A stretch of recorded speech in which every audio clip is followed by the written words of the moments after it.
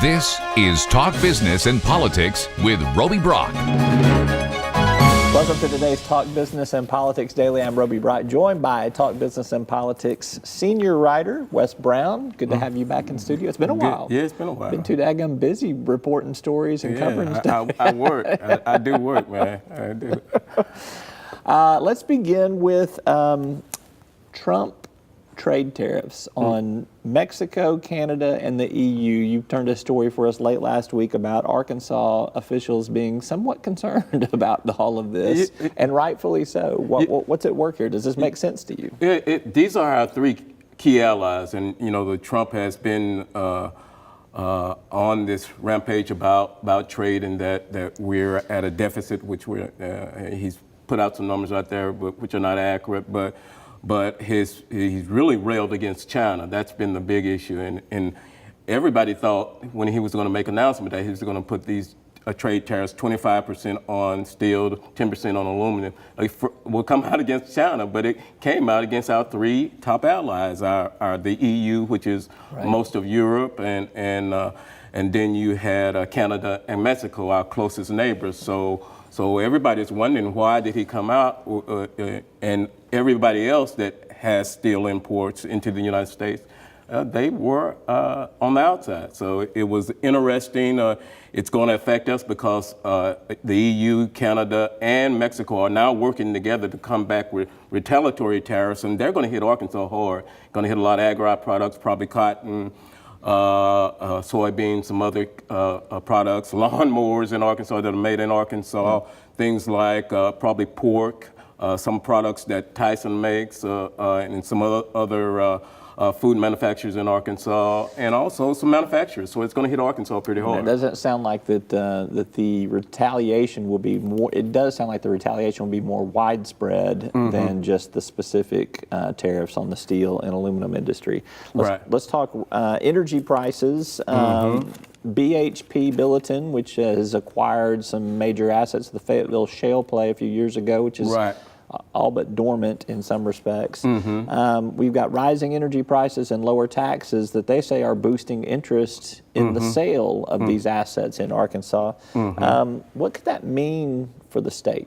Well, they started the auction process probably about 6 months ago, and the bids are due any day now. And starting out, Wall Street analysts were basically saying there may not be a lot of interest because this is just a dry natural gas basin. Most oil and gas drillers are moving to basins that drill for both natural gas and oil being the premium product. So the interest has now changed. There's a lot of interest because now you've got natural gas prices rising, you've got lower taxes by the Trump tax expansion early in 2017, and you got rising energy prices. So it's bringing a lot of interest. We'll see, and I think you're going to have a lot of different players trying to get.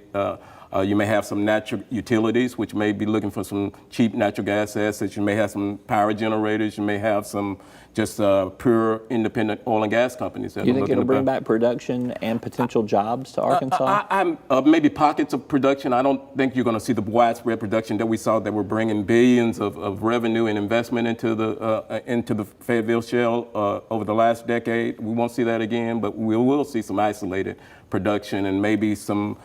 Maybe a natural gas power plant somewhere down in the basin. Let's talk about national unemployment has fallen to the same level as Arkansas unemployment, 3.8%. Again, you've got low unemployment, but you do see some rising gas prices at the pump. You see kind of a murky picture on these taxes because people got a tax cut, but interest rates have bumped up a little bit. What do you watch for next? I think you have to look at two things: inflation. And you look at how is with the unemployment rate at 3.8%, will we be able to, are we at full employment? And will we be able to deal with possible labor shortages? Employers are now, a lot of employers are now reporting that they can't find the skilled workers or the workers they need for the jobs they have, even as they expand production and put in more capital investment in their manufacturing plants or whatever their product is. So we need some migration to the state of Arkansas from some other states, I think, to fill some of that. Yeah. This folds a little bit into this. We see in state revenue, the picture that came out on Monday, we are up 3.3% above where we were a year ago in terms of net revenue tax collections. Right. And we're up about $44 million in terms of above forecast here with a month to go. A month to go. It sounds like the plane's going to land kind of right in the middle of the landing strip. We're going to be at break even once the year ends. Still, though, you've got with the above forecast and the above last year's collections by about $160 million. Do you smell more tax cuts on the horizon? Well, that's the big discussion at the state capitol with the tax reform group up at the capitol, a panel of 16 members of both parties, of both House and the Senate. They're working on that. They're looking at different, but nothing concrete has come out. And I think you're probably from July 1st, which is the beginning of the fiscal 2019, to the beginning of 2019, we're going to hear about different kind of proposals or different this group getting tax cut. Then we'll write a story about. Then we hear about this group getting tax cuts or removing their tax breaks or the tax exemption, and we'll be writing about it. So we really won't know anything until the 2019 session. We'll probably hear a little bit more about it after the November general election. That's is when I predict we'll hear a few more specifics there. Okay, last question for you. Medical marijuana, big hearing this week. Preview what's going to happen.